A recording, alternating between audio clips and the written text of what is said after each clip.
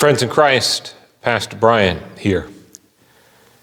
As I'm recording this, I'm looking out the window at a hazy world that smells of fire from the smoke and particulate of Canadian wildfires, hundreds, if not thousands of miles away from us.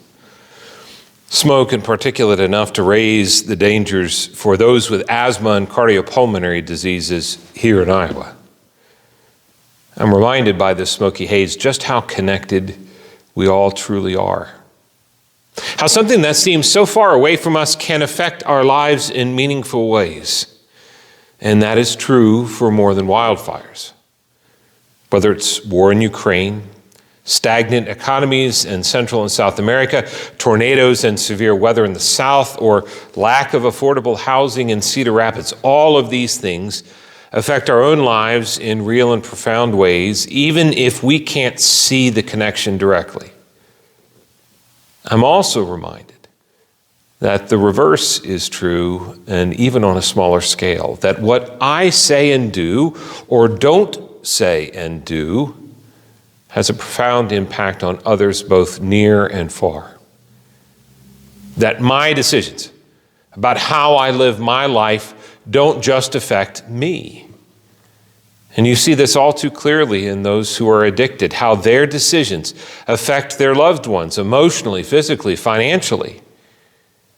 But this also can be seen in how we don't ever know exactly how much our warm and polite interaction with a harassed fast food worker or other service employee might make their day.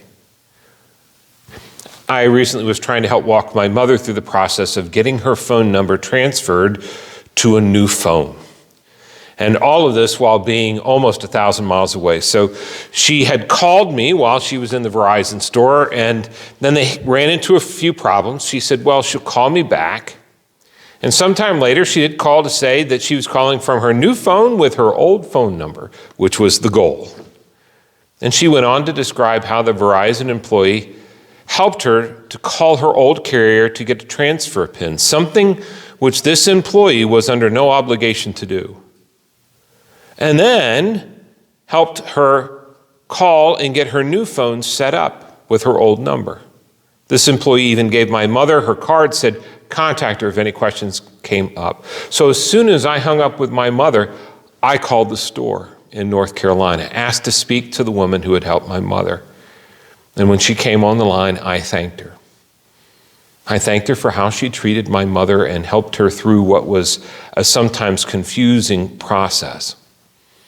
And I told her I appreciated how she went above and beyond what she had to do, and how much that made this faraway son feel so much better.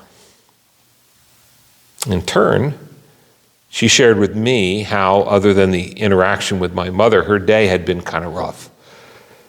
And she expressed her own appreciation for my call. Simple acts and words can have long-reaching effects. As followers of Jesus, we are called to attend to our neighbors.